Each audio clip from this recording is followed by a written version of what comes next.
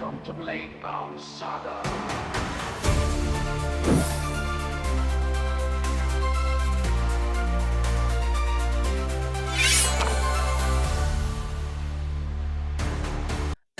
Welcome to Duality, a Daggerheart community podcast where we bring together creators, influencers, and storytellers within the Daggerheart space. This is a series all about exploring the heart of the game by connecting it to the people who bring it to life.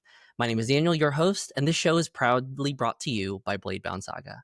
In each episode of Duality, we'll invite a special guest to create a Daggerheart character based on their real-life self.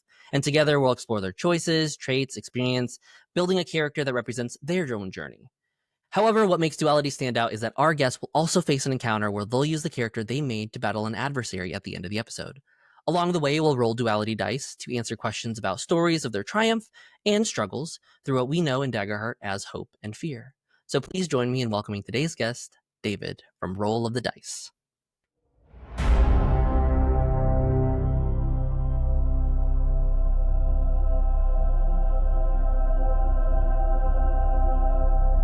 Hope, fear. You roll the dice. Duality.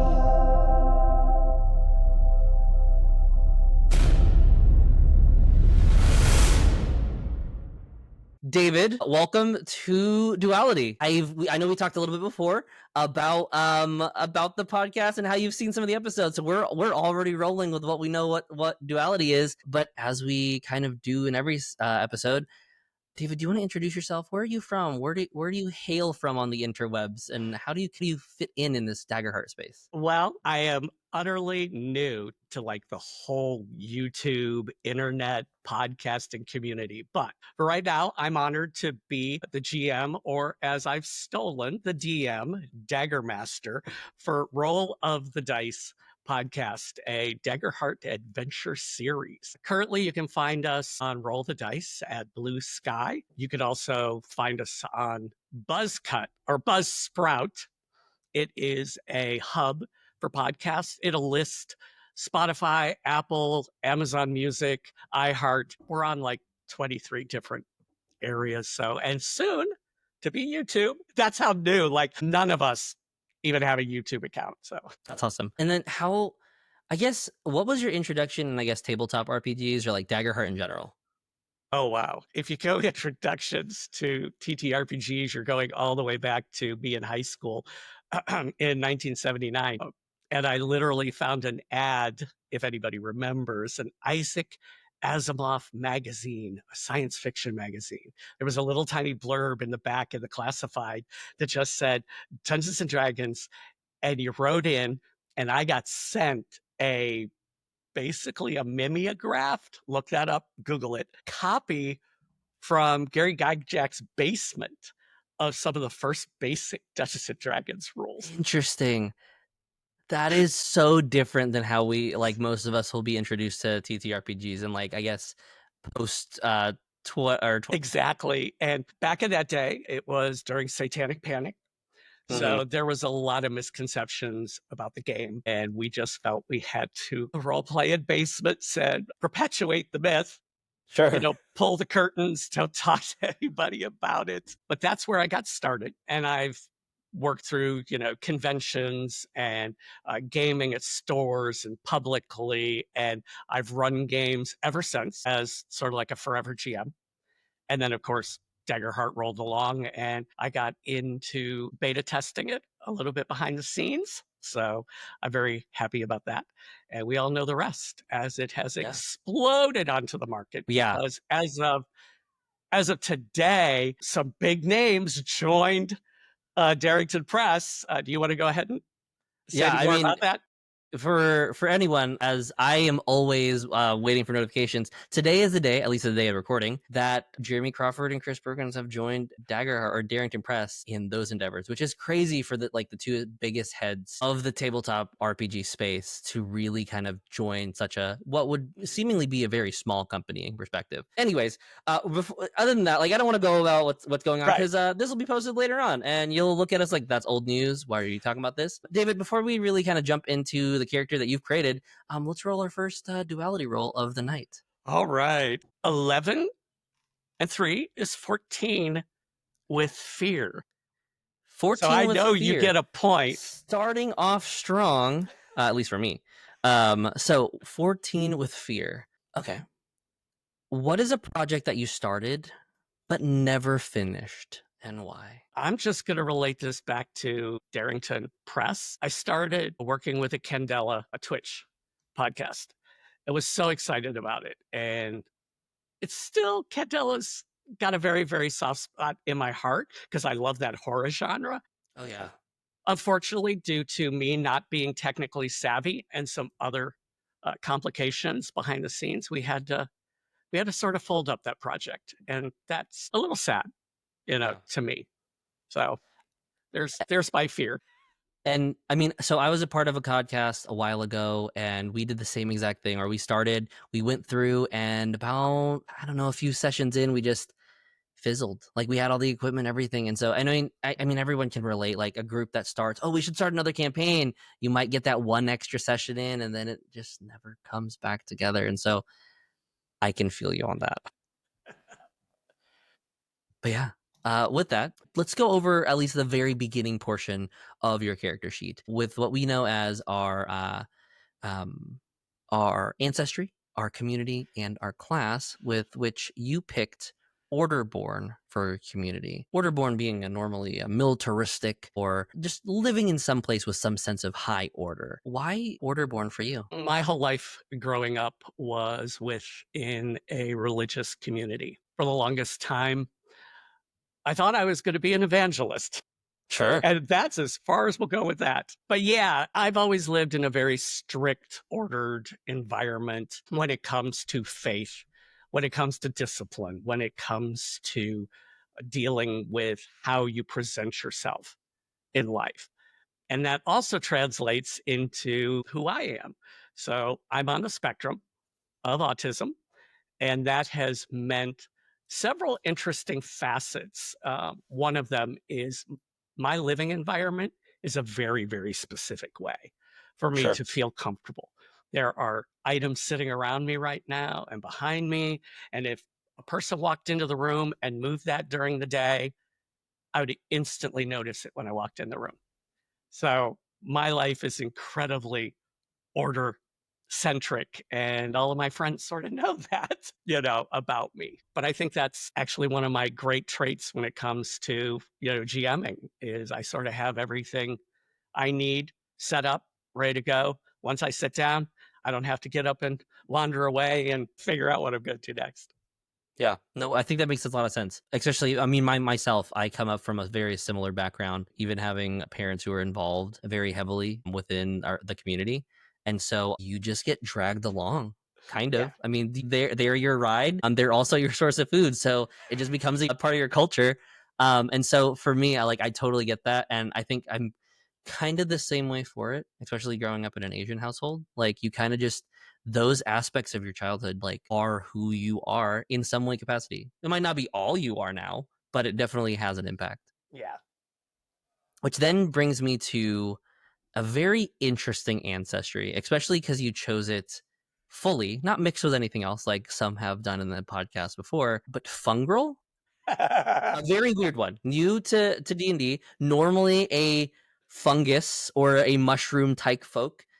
But how does this translate to your real life? And I did not choose this because of all the cute little fungal and the sneaky little mushrooms and, all that. I actually chose it for its abilities. And it Okay. took me some time because I almost made a mixed ancestry, trying to figure out, how best to put this together. But here we go. The network. Being autistic, I thrive on friends and people around me. They are my network. They're my support group. And for anybody else out there on the spectrum, I also have borderline personality disorder. And these diagnoses require support, they require friendship, they require understanding. And so for me, without that, sometimes I would sit and say, oh, I can't exist. That's not exactly true, but it's a strong part of my life. And then when you throw the GM on top of it, this is one of my mottos. I'm a GM. That's great. But if you players aren't sitting at the table and supporting what we do, I'm nothing. Without players, without the network, without the community, all us GMs are absolutely Yeah. nothing. Yeah. We're just sitting in our room talking to ourselves. Exactly. And then the second part, because I think this is where I'm probably the most thrown off. Death connections. Because normally that's not a trait most of us have, at least in the real world, being able to talk to spirits. But how does this relate? Okay. My spiritual path is non-orthodox. I travel a shamanic path of Native American traditions. And so this is very little known fact. So for those out there, I have a strange connection to animals, specifically pets and the ones I am close to or my friends. I can sense when they're close to passing. And I've done this enough and I know this that it's unnerving to people, Sure. but it allows me to actually, if people are open and listening, um, I didn't expect to get this emotional about it. Yeah. For me No. to be able to let them know that they need to show them as much love, compassion, and that they can in the next short time. Because I think there's a part of us that we'd always like to know if, we might be passing on in the next week or so, so we could maybe do our bucket list, say the things that we wished we had. And that's all I could say. Yeah, no. I mean, one, feel there's no shame in that at all. Death is not easy for anyone. So I think that's super interesting. Especially because I don't know if I have that. And so I think being able to like connect with other people who have like these different, I guess in a very real tangential sense, is interesting and really cool. And so, and I think makes sense with your class of choice because you did multi-class. Yes. One of the multi-class was the Ranger, specifically Beastbound, which I feel like ties in the other one. Yeah. Do you want to speak into that and then also kick us into what your other class was?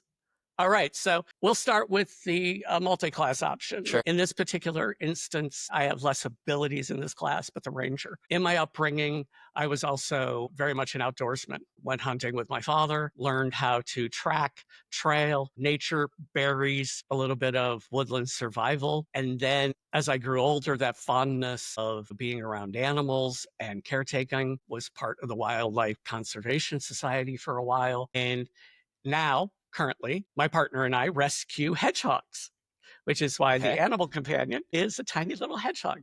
Okay. They are a completely misunderstood pet. That's a whole other ball of wax.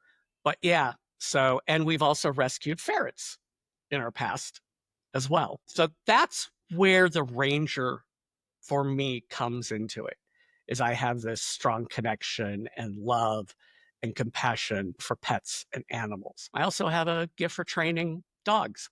So it's a side job that I wish I would have pursued. Sure. It's like how to train dogs, which requires training people. Yeah.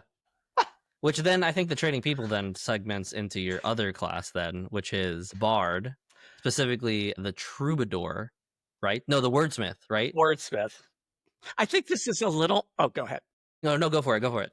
I think this is a little on the nose. People will be watching and be like, well, of course, you're a game master. You're, of course, a wordsmith.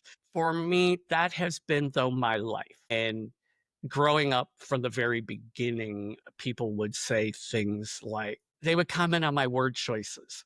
They would immediately put me up in front of a class or a group and go, well, you speak, you tell them, you could say this better. They would find sometimes I would use words that was above my grade level Sure. because I like to read a lot and I like to read poetry and I love wordplay. My friends, I am like the propagator of bad dad jokes and puns. Okay. If I could twist the wording on something, as soon as someone says it, my brain just immediately goes, boom, and I spit something out. So that's a strong part of it. Second, inspiration. I'm the guy in a group of people, whether it's when I'm GMing or just part of a project, a nonprofit organization, that if things start to sort of slide and people don't know exactly where to go or what they want to do next, I'm that cheerleader. Mm-hmm. I can, I just naturally do it. It's not even conscious anymore. It's just I step in, I see the gap. I'm like, come on, people, We can do this. This is what we need. Let's do. And then all of a sudden, we're all getting things done and we're having a good time. And, we look back on it and we go, wow, how did we get here? So And I think that choice of having a Beastbound Ranger and a Wordsmith Bard really actually works fairly well together. I don't think you initially put them, especially with how traditionally we see Bards and Rangers, but when you phrase it in this amalgamation that Daggerheart allows us to, it really does work well. So that's really cool. But yeah, with that, David, we're up to our next roll before we jump into traits and stats. So go ahead and roll me another duality. 4 and a 10. So Okay. 14, but I get a hope. With hope. Yes, 14 with hope. So it's the same exact number, so it's basically going to be the same thing. We asked you about a project you never finish. This time, what was your favorite creative project or piece of work that you have ever done? I am most proud that I had a 15-year campaign with the same group of people, a core group of 6.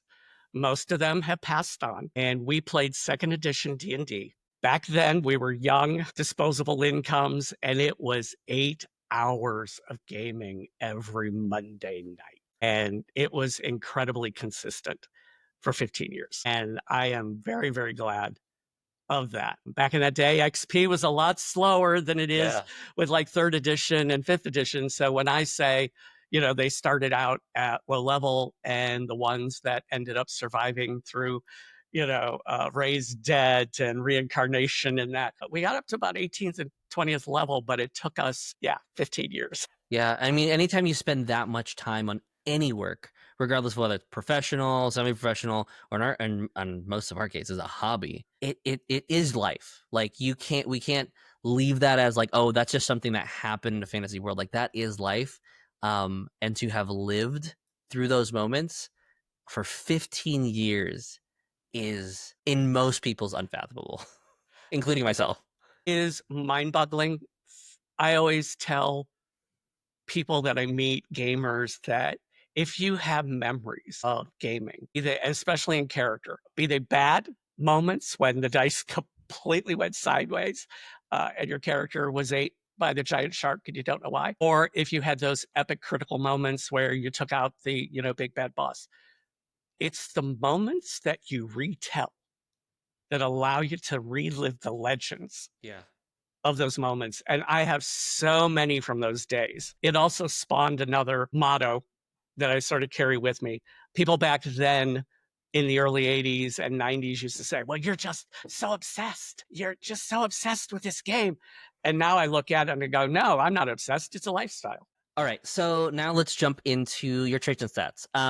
Specifically because you have a fairly normal spread for the most part, not any crazy outliers. Because some have like really high stats and others, but your highest stat is a 3 in presence. It kind of makes sense for what we talked. But is there anything else you want to add to that? That's where I had trouble trying to figure out like multiple reasons above and beyond everything that it's related to, in my life. Because GMing for me is like a massive part of my life now. And so I believe that every game master has some form of presence, whether it's with their voice, whether it's with their shenanigans, body language, and that. I do have a tendency, though, if I really want to turn it on, that I can just walk into a room and people will be like, who's that? And they just sort of want to know. And I'm thankful about that. Sure. And it's also incredibly intimidating and scary because there are times I just want to shrink like the mushroom and go, don't come over here. I need my space. Cool. And I think that makes sense. And I think for me, like I'm kind of the same way. I mean, as a teacher, you kind of have to bring everyone in and rein everyone in when you need to.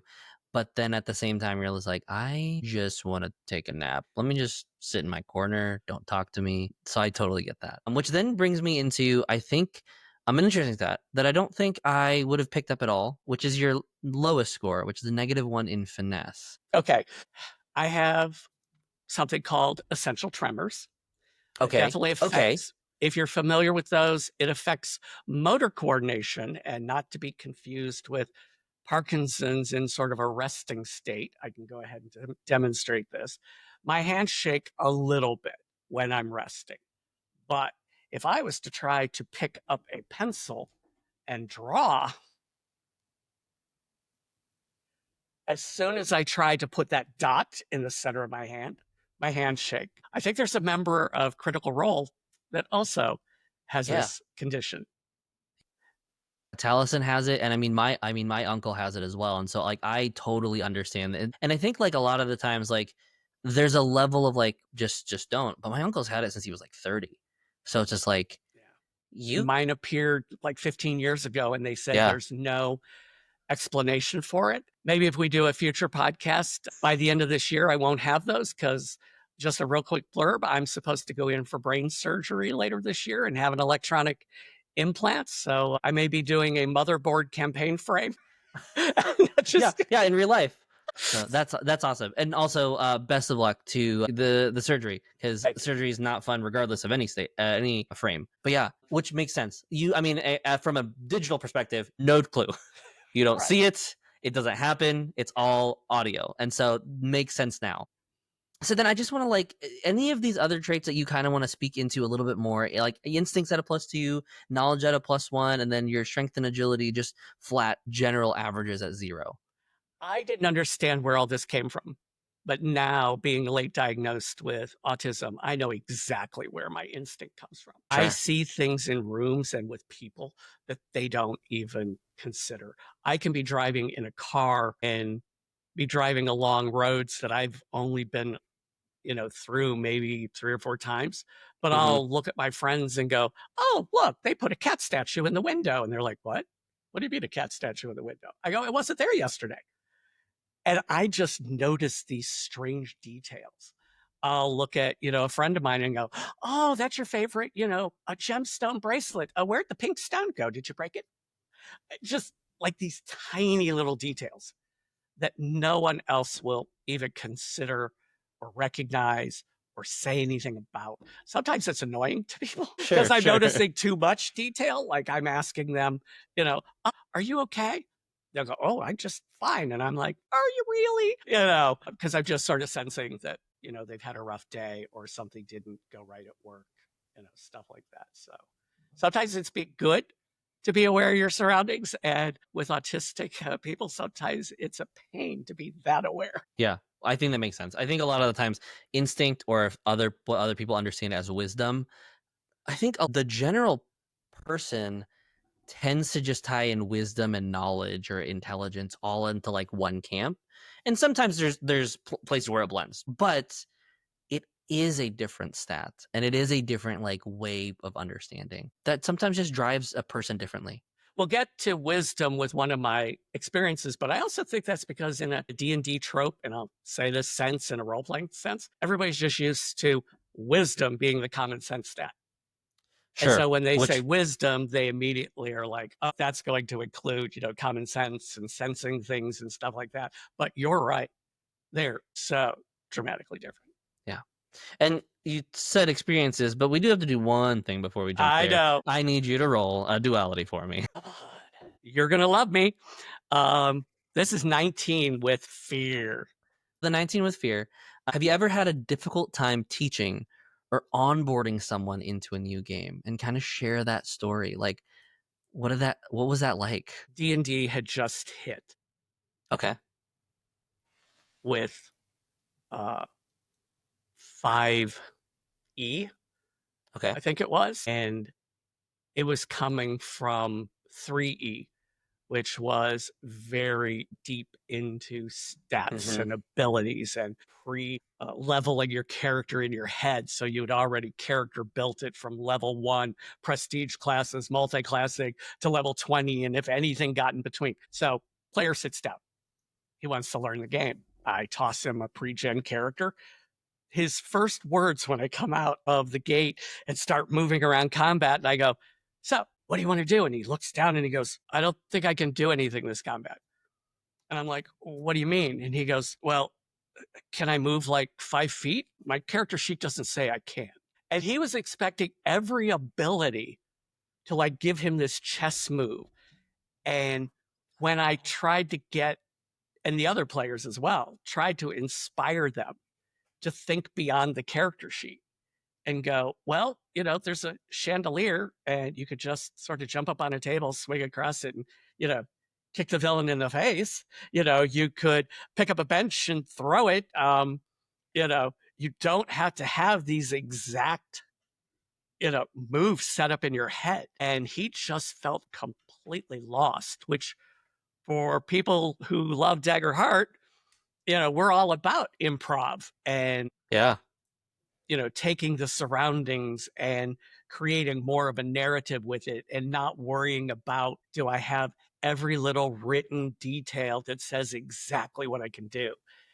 And I worked so hard. I wanted so bad to open up their eyes to this whole new way. And I had to literally take a deep breath, sort of step away and go, okay, I don't think that this particular game is going to be built for you. And I suggested that he go talk to a couple other GMs that were into, more crunchier games, as we call it nowadays, Pathfinder and, you know, 5e and some of those. So, but that was a tough learning experience for me because I had never really found anyone that I couldn't teach a game to. Yeah. And I think the nice thing about where we are in the tabletop RPG landscape now, and it was kind of that way back when 5e just introduced. It definitely wasn't that way back when, like when first edition released. But especially now, the flavor of tabletop RPG is multicultural. Like you have things from I'm literally just making it up and we are playing with one sheet of rules. And then there's the other side where it's like you can spec your character out in 12 different multi-classes if you want and pick and choose exactly how you want to flavor your character. Both realms of the spectrum are there and you can kind of have at it. And I think the nice places where Daggerheart has kind of settled is kind of in the middle, though I think it kind of does push a little bit towards having a little bit more weight behind it in comparison to like the one pagers, but still so many options that anyone can kind of jump into. Oh yeah, I have already talked to people, and though it's not my cup of tea, they're already starting to say, well, I want my characters to have 8 domain cards to start, and they're making all these little special, abilities or additional ancestry cards to, lay on top for an extra crunchy game. But anyway, that Daggerheart still allows, and I think that's valid. If your table wants that, do it. It's all about having fun. For sure. So let's dive into the experiences. Okay. I'm going to go with your +2s first. First one being Animal Rescuer. We've talked a little bit about this. Yeah. Hedgehogs. And what else do you have with Animal Rescuer? Anything else you want to bring into that? I think people are like, how do you, get involved in that? I just had a pet. And then I had heard other people talk about them. And I quickly realized what they call the Easter Bunny syndrome. Around Easter time, a lot of children end up with a cute little bunny. And then the shelters are completely filled with them 2 months later because the parents and the children realize this is not something they want to take care of. And hedgehogs are even worse. And especially nowadays where everything is like, oh, look, they're cute, they're cuddly. No, they're not. But with Animal Rescuer, I'm actually part of the Hedgehog Welfare Society, which is a national organization throughout the United States. Yeah, that's awesome. And that makes sense. Which then brings me to one that I'm not quite sure how it fits. Land is my land. Okay. This land is my land.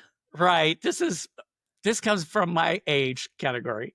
I'm pretty well traveled throughout the United States. I was fortunate enough to travel to many historic sites and many landmarks throughout my upbringing into about my mid-20s. So I have been in all but 2 states in the United States. Obviously, those are Alaska and Hawaii, and Hawaii is my bucket list. So if anybody wants to take me along, no, just kidding. Yeah, no, that's awesome.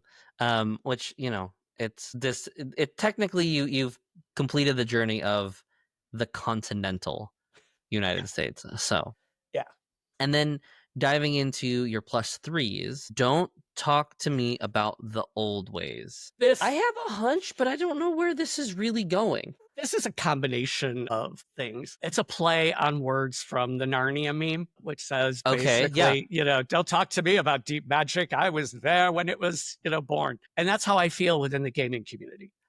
I hear people, starting to say things about, games, or they talk to me and they suddenly realize my perspective on gaming is so vast and so broad because I've seen what I call the good, the bad, and the ugly with everything that's out there. And when I talk to them about things about, well, it was this way, Magic users started off in first edition having a maximum of like 4 hit points and could fall down a set of stairs and take a d6 and die. Yeah, because you died at 0 hit points. And there were no cantrips. You had one first level spell for the entire day. Players are just like, what? That didn't really happen. So I bring a whole different, perspective too. Which I think cannot be understated, just how much it is needed to level out the incredibly strong opinions of most tabletop RPG players. To I have have a someone few of who's like, those. yeah. I mean, I do too. I 100% do. I will die on hills, and then there are hills that I will fall off as soon as I'm proven wrong. So, and then your last experience. I can only focus on one thing. This plays heavily into my spectrum and diagnosis. And this is something that I didn't understand. And for those people who understand what masking is, you can look it up, ask your friends. It's when we on the spectrum have a tendency to hide things so that nobody else discovers it. And over the years, as computer technology and has gotten bigger and has more options on the screen and more buttons to click, and that for me, that's completely overloads me. So when I'm GMing, I love having 1 or 2 items here. If you're in one of my games, I literally say I am hyper focused and hyper auditory. My flaw is they're both at the same time. So, or I should say, they are at the same time, but I can only focus on one at a time. So if in the middle of a game and I'm watching you role play and I'm just totally getting into the 2 characters and I'm listening, and all of a sudden they say something and I need to reference anything. As soon as I turn away, what they don't realize is I have completely lost everything in the room, auditory wise. I am now focused on those words. So people at the table know if they say something like, I'm going to use my experience of such and such to gain, a +2. If I need to look anything up related to that, I ask them, please don't read it to me. Don't quote your character sheet. I will find it in just a second. And that works much better for me. If you put me a task, totally focused on it. Friends are sometimes annoyed sitting at home, watching a movie with me because they can go through a scene. And if somebody from the kitchen goes, hey, do you want popcorn and Pepsi? And I'll be like, yeah, go ahead and get me a bowl. But then I'll turn around and go, wait, what? Did the bad guy just die? Who killed him? Like, I had no clue, even though I was sort of looking at the TV. So. Which I would say to the friend that is getting up to get popcorn while the bad guy is dying, what are you doing, dude? Well, that's true too. But so, all right. Before we jump into domains and kind of run through that speed round, I'll need you to roll duality for me once again. 14. Okay. I'm really rolling that line, but with hope. 14 with hope. Having that we've already asked question 14 with hope, we'll flip it to the other side and of TTRPG focused questions with the 14. What is the most favorited character that you have ever played, whether it's as a PC, as a player? What was your most favorite character? I don't get to play that often. Okay. I am such a focused GM that I really don't get to play that often. But I would have to go back and say it's my very first AD&D character. This is funny now that I say this. My first character was a ranger back in first edition. We called him Gray. And yeah, it was what taught me everything about role-playing, character immersion. I was with a group of college thespians. We cosplayed before cosplay was a thing. And we were bad at it. So it was like, dressed up in sheets and glittered spatulas for wands. And somebody would carve, a staff out of a willow, branch. But yeah, we were pretty hardcore, about playing. And that character went on to do some really great things, but he had a very tragic death.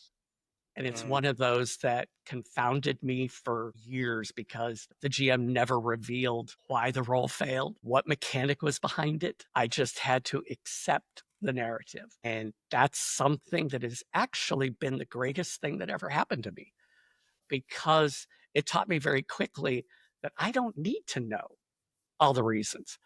Did I trust my game master at the time? Hell yeah. Did I have a lot of fun? Hell yeah. Was it disheartening? Yes.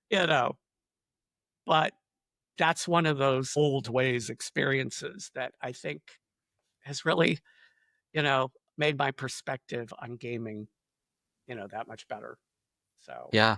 yeah. I think regardless of how long it's been, the moments as a GM, and I'm the same way because I barely get to play as a player, but the moments you play the game, you learn so much about like what stories you want to go on that you then get to bring other people on, which I think really speaks to like characters regardless of the life that they lived or the tragic death that they experience get to Real experience. quickly throw in, so I'm not this like completely morbid person all the Sure. time. There's a very positive about Prince Gray. He was Uh-huh. a squire to one of the other player characters, and in the dungeon in that day, he was only carrying around the main character's gear.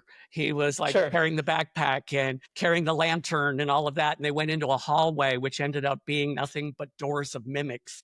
And the rest of the party was just starting to get slaughtered. And because I was the lantern bearer, I was sort of staying back, and I was lower level compared to everybody. And the main character went down.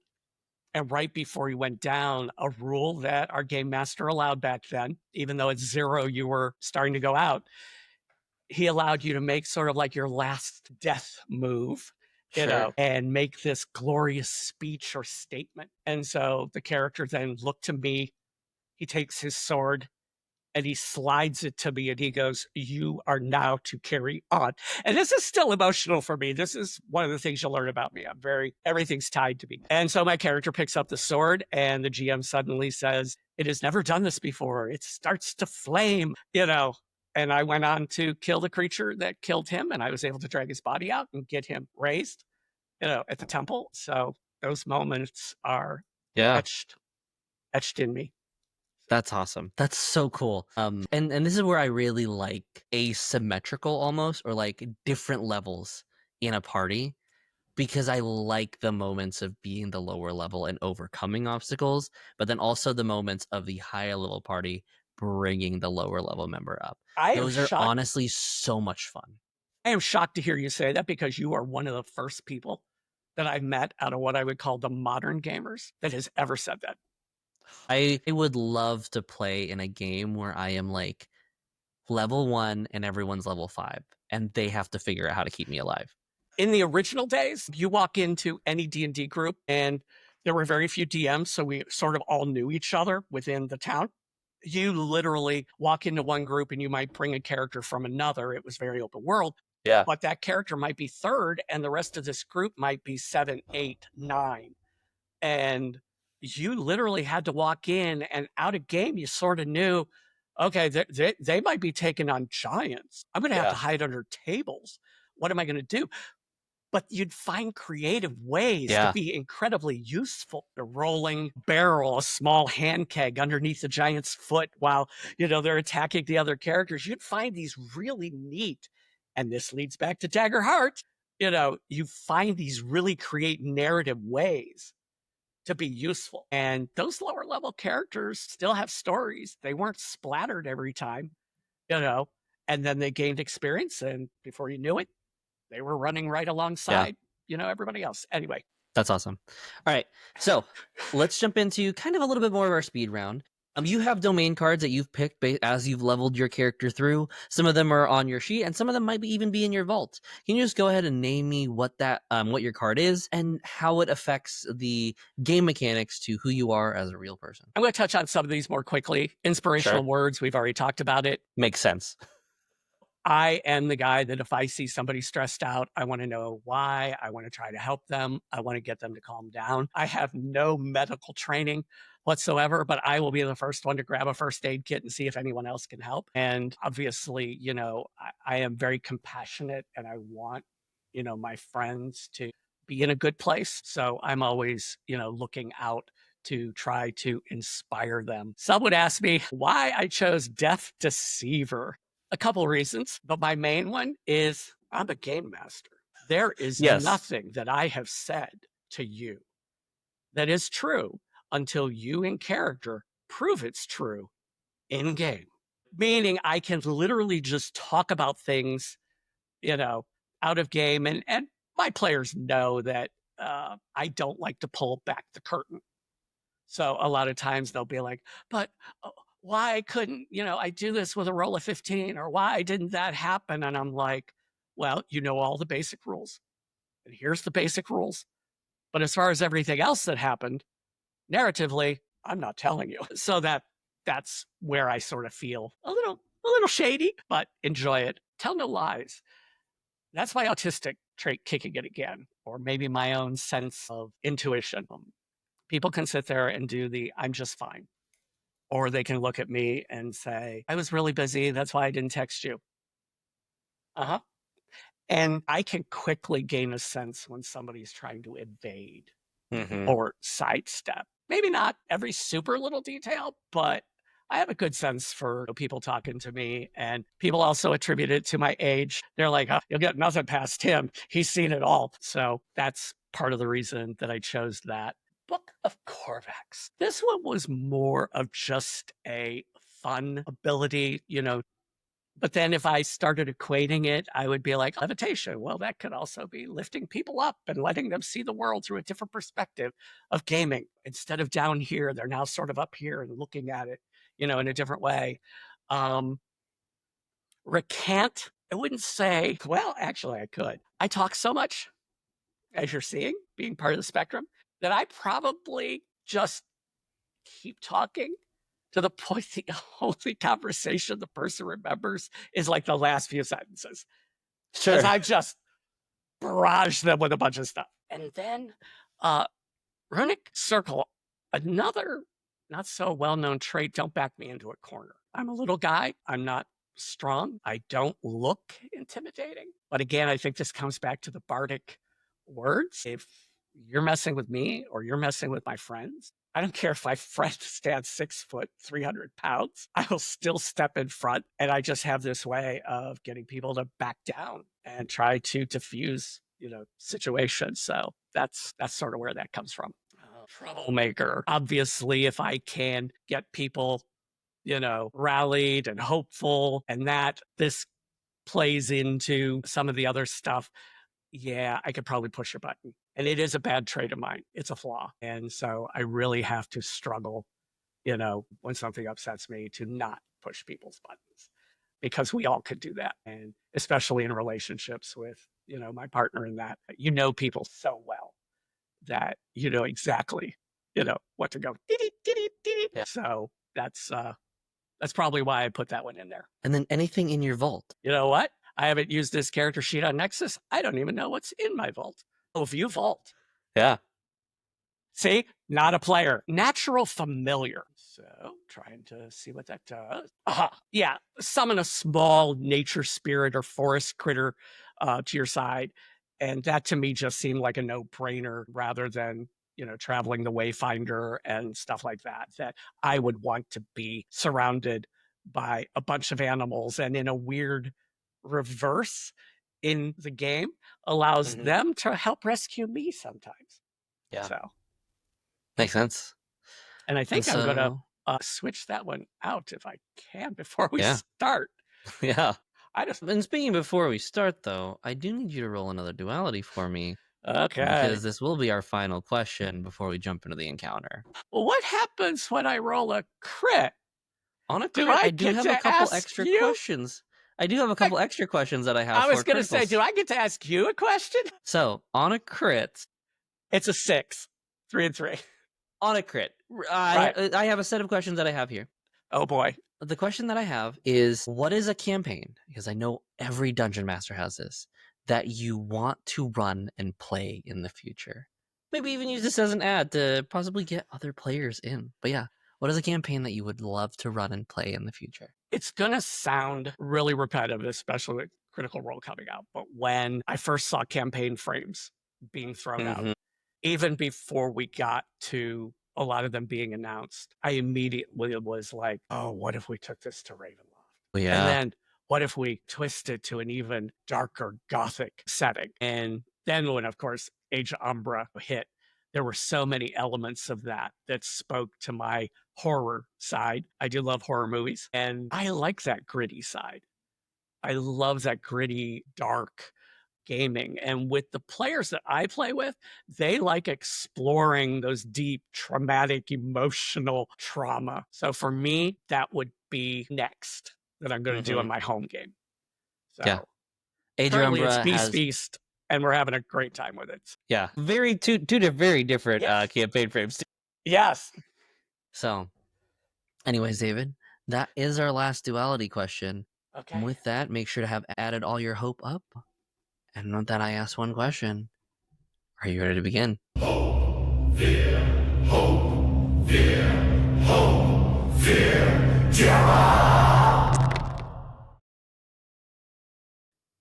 David, you have lived all your life in this underground society.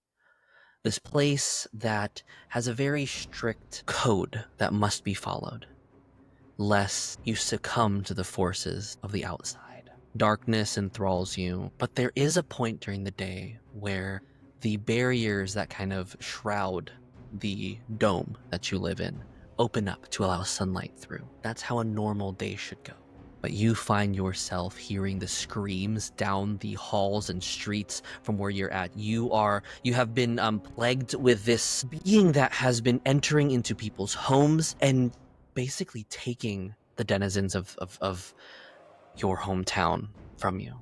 You hear someone who has been working on something to find this creature for some time and is running and trying to find you as the cure that you have all been researching for this time is finally found. He says, you must bring this to the light. And the screams get louder and louder. And you hear these loud thuds kind of echoing into now this building that you're currently in. He's like, you need to get this out. You need to get this out. And then he passes you this device. As he does so, he turns. He says, run. I'll be right back. I have to go grab something in the lab. And he starts running backwards. And as you do, you hear his voice scream. And then you hear this rumbling. I'm going to spend a fear here and drop a countdown. Okay. You have this device that you have been working on for some time to end this cure, find this beast. What have you been working on first as you are holding it in your hands? It looks like a music box, but it's got a circular pattern. Almost looks like a carousel. And where you would have the bars of the little animals that come up to the top of the big top of the carousel, it expands to allow it to look like a cage. And I've been working on it with him that hopefully by turning it on, it will help amplify my voice because there's a little helpful spirit that sometimes resides within it. But we haven't been able to always summon that spirit every time. That's where we're sort of stuck. As you hold it in your hands, he has the note that says, it needs light. It needs light. And as you try to trigger it to flip it on, the creature thuds across the hall at about far range at this point. You see this large beast. There is no almost texture. It's almost just a silhouette, but you see the beaded red eyes staring at you. It's almost wisped as it has just approached. The countdown is currently set to 4. You must have 4 successes to get to the outside, to light the device in order to start dealing damage to the creature. But you need to do so before you get 2 failures. So, as you look down at your watch, you notice that it's 2 minutes exactly before the light should beam and the dome opens. What do you do? I'm holding this. I start booking. Yeah. As I'm starting to get within close range of this thing and it's looming over top of me, everything, I reach into the bag that I'm holding and I carry a bunch of little comforting charms that I like to give to children. They happen to have little tinkle bells on them. And I just throw them to the ground behind me, just making this clanking ching, ching, ching, ching, ching. And I'd like to spend 3 hope for my Bard's Hope to temporarily distract a target as I'm getting within close range, giving them a -2 penalty to their difficulty. Yeah, as you do so, kind of throwing this distraction, are you running past this creature, or are you running away from the creature? I'm trying to run past him. I'm ballsy.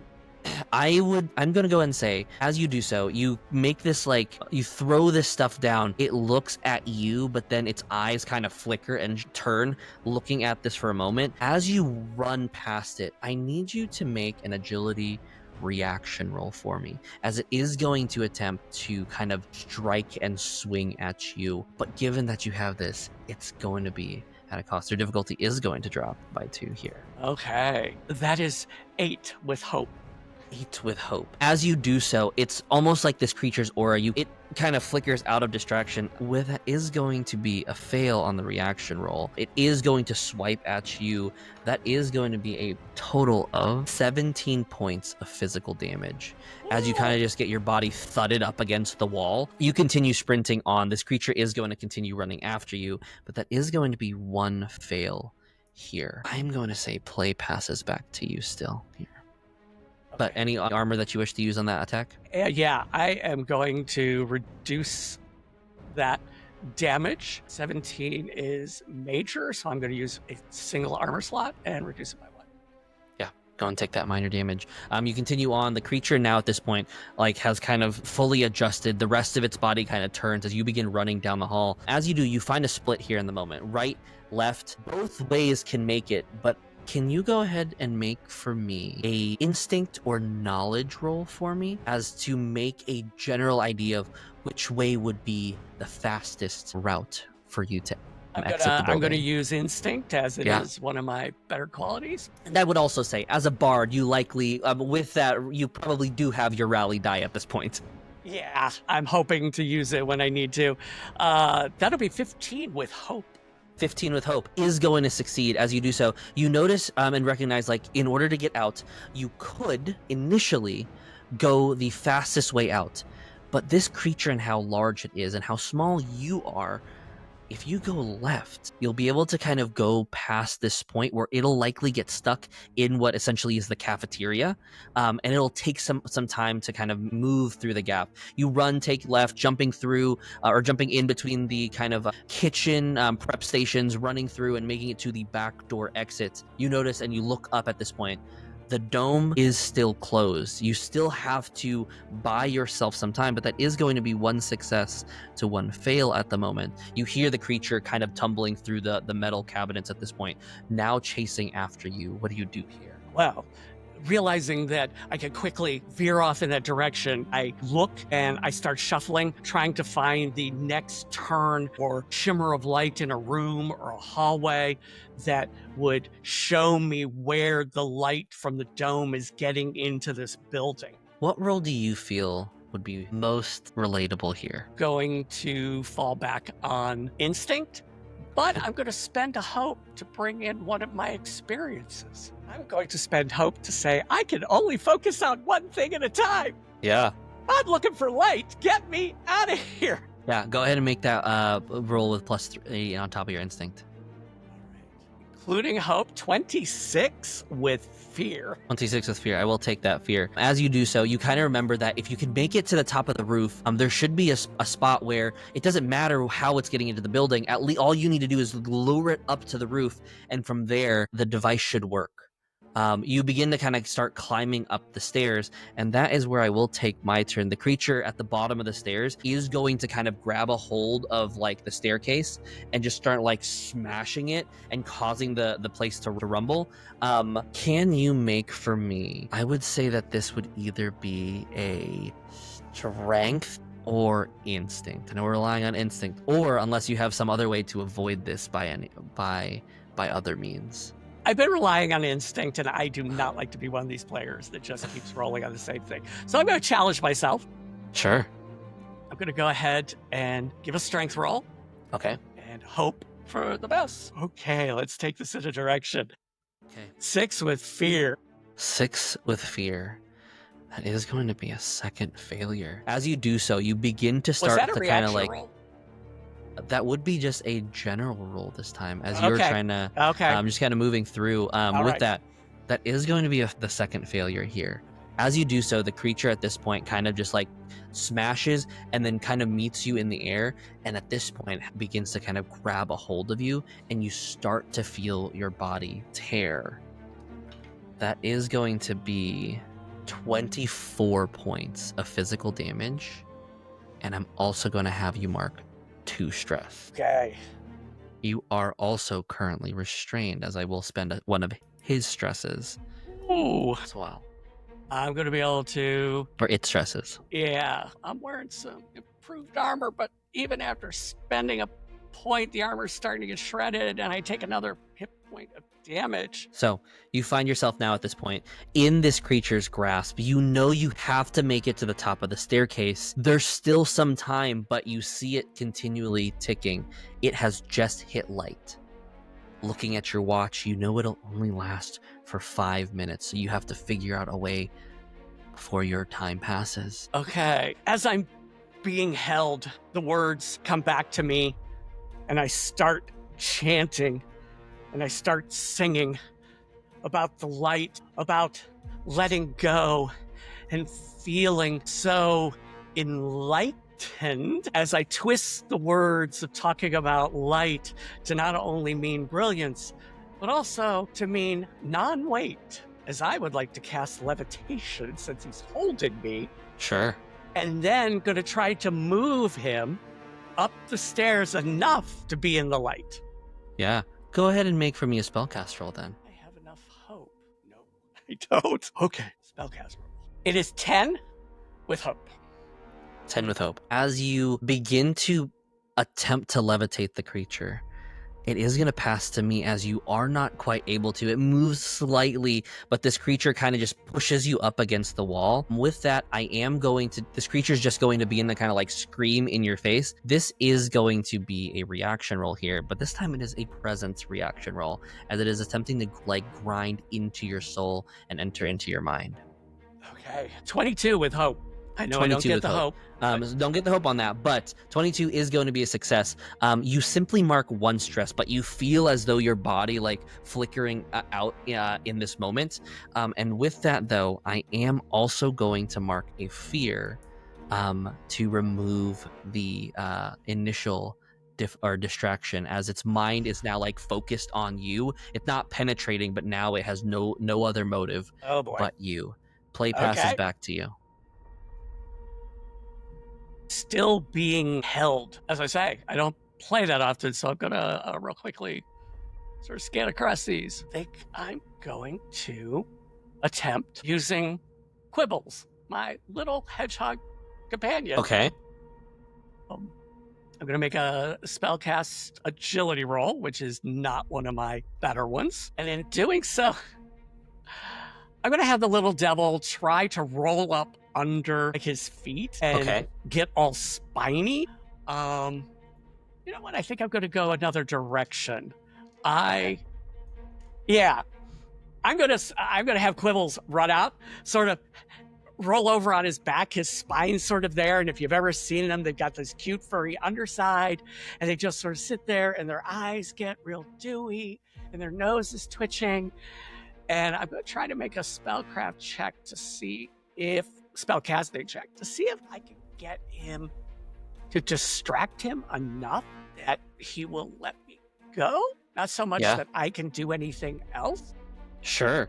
I would say, as a point of order, when you multi-class, your spellcast or roll or modifier is the modifier of the class that you have the most points in. So as a bard, it is still presence. Oh, that's cool. Okay. 10 with fear. 10 with fear. Not the greatest of rolls. Am I going to be your first death move character? Here's your cries. Or here's the cries of Quibbles as it attempts to like look. You expect it to look down. But as I said, It is solely focused on you. It's going to make an attack, and I will spend a fear this time, as it does have Relentless 2 to make 2 attack rolls towards you. First one is going to be a 12 to hit. That'll hit. 12 to hit. That's going to be 23 points of physical damage. Use a point of armor. I'm hurting, but I'm still holding on. Second attack with the Relentless, that's going to be higher with an 18. That'll hit. And that's going to be 31 points of physical damage. That's severe. Okay. I'm going to use point to reduce that to 2. I'm not looking good. I am barely holding on. My little cap is just sort of fluttered down, and drooping, and fungal strands are squeezing out of me. In addition to those 2 hits, it does trigger the passive of Torment, which is going to be 2 more stress for each hit, one for each hit. As you begin to take this damage, you begin to have this moment, and you're thinking about your community and this being that has entered in, that has caused much grief. I do want to ask you a question. Who are you thinking about in these moments as you are on the brink of life and death? There's been only one person in Nimbus's, my character's life, that would have stuck with him and seen everything that he's went through, and all of his quirks and his personality and his sometimes strangeness. And that would be his partner, his life mate, which is a short Dracona. Been with him for some time, loves the underground, is a quiet but reserved person. But much like myself, if backed into a corner, will be the first one to jump into danger, even if it means sacrificing themselves. Yeah. Hearing those words and thinking in the moment, I am going to have triggered at this point your bardic rally as well as your inspirational words towards yourself. So, you gain a hope, clear a hit point or a stress, and you also have your D8 rally die in play at the moment. So with that, kind of thinking about the stakes and the odds, what do you do? These stairs, this thing's still got a hold of me. I've got to find a way to get away from it. I start using song words to enact the magic as, again, I begin to sing, but these runes and glyphs start to spin, first tightly next to my body, and then they start to just vibrate and push out as the crescendo of my voice triggers as I'm thinking about my partner. And I'm going to cast Rune Circle as I mark a stress. And even though it says on the ground, I'm hoping you'll let me twist it to sort of be around in just the general area, at. yeah. Okay, stress. Okay. All the adversaries within melee range or who are in there, they will take 16 points of magic damage and are knocked back to very close. 16 points of magic damage. Can I say they are knocked up the stairs? Sure, toward yeah. the light? As you kind of like fire at it or begin to hit, like cast this runic circle almost like underneath the feet that they currently sit under. They take this barrage that is going to be a major wound here. And as you do so, you find yourself just in arm's reach of the door. You've made it to the top with this runic circle, having it pushed up. The door still is closed, and you see just underneath, just a little bit of light that cracks underneath the doorway. It's still your go. I always love pushing the envelope. As a GM, as a player, I love seeing people do this. I'm going to use Troublemaker. Sure. And I want to provoke or taunt them to come at me again, but the door is behind me. So my ultimate goal is, and I may not be able to pull it off with this roll.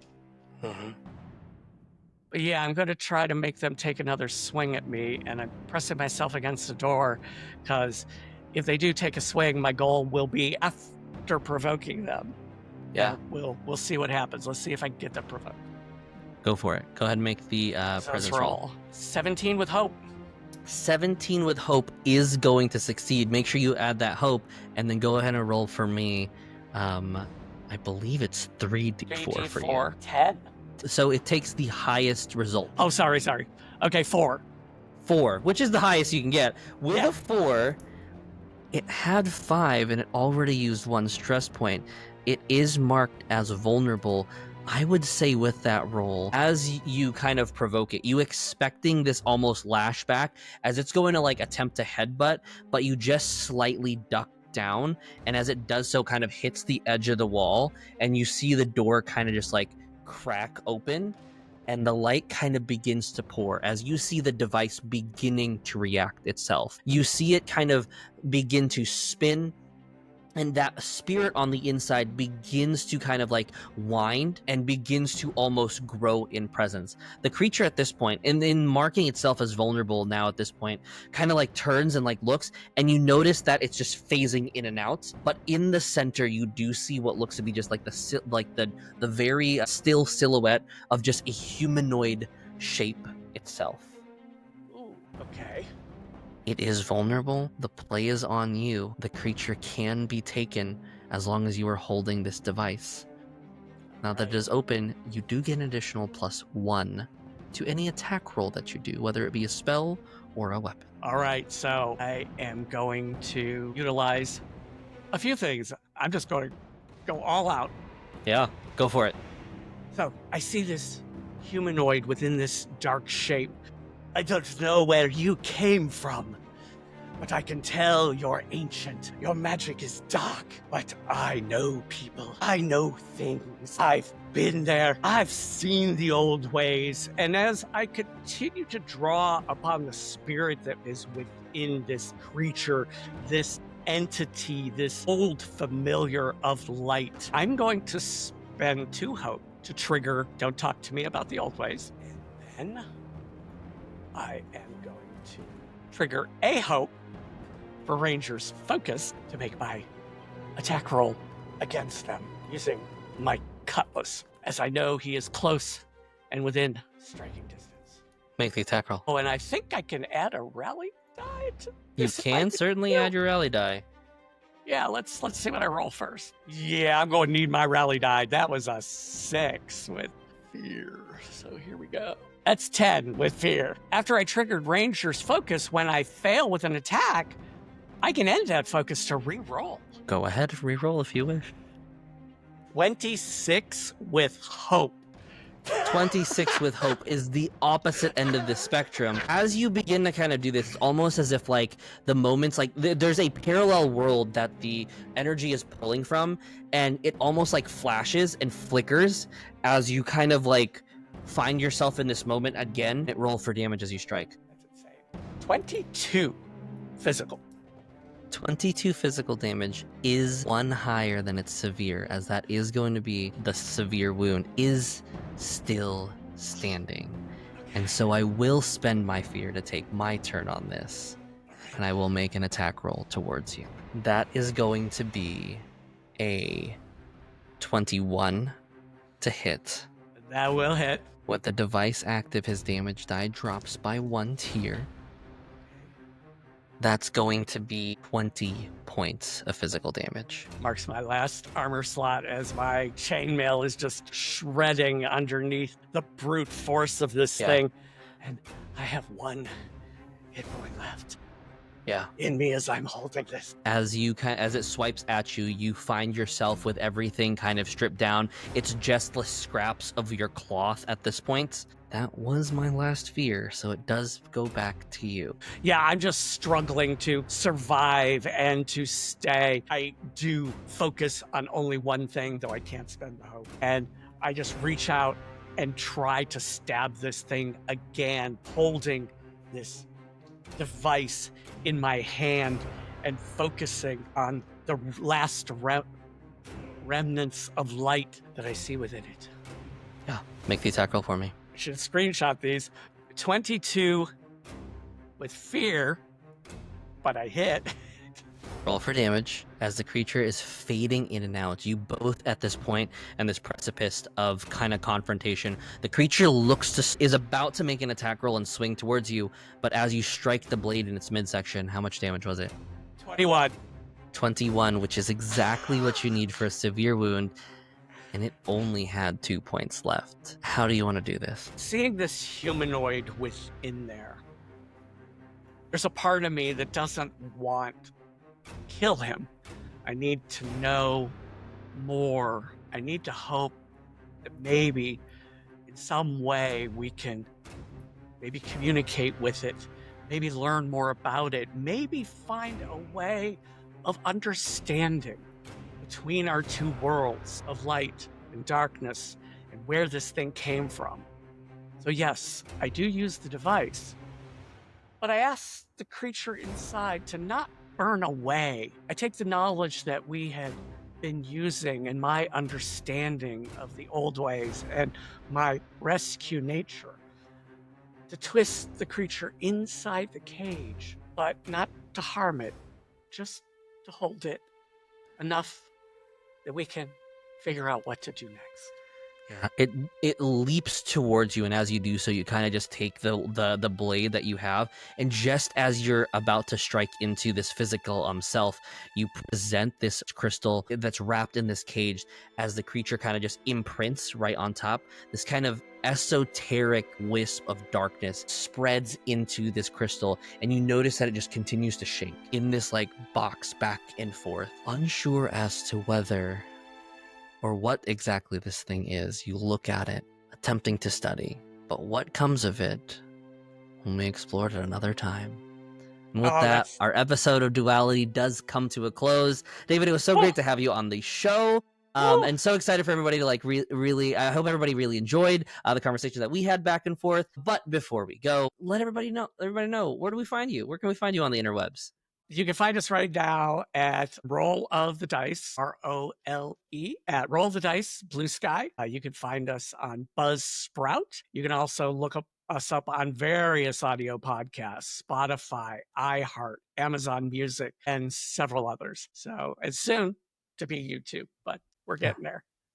Just remember, with Roll of the Dice, every roll matters. So with that, go ahead and go over to Roll the Dice. Make sure you subscribe. Make sure you like. Make sure you follow the podcast on the various social media. And as always, if you want to see the next episode of Duality, don't forget to like, comment, and subscribe down below. And with that, I will see you all next time. Bye, everyone. From ink and steel, stories are forged. We are BladeBound Saga.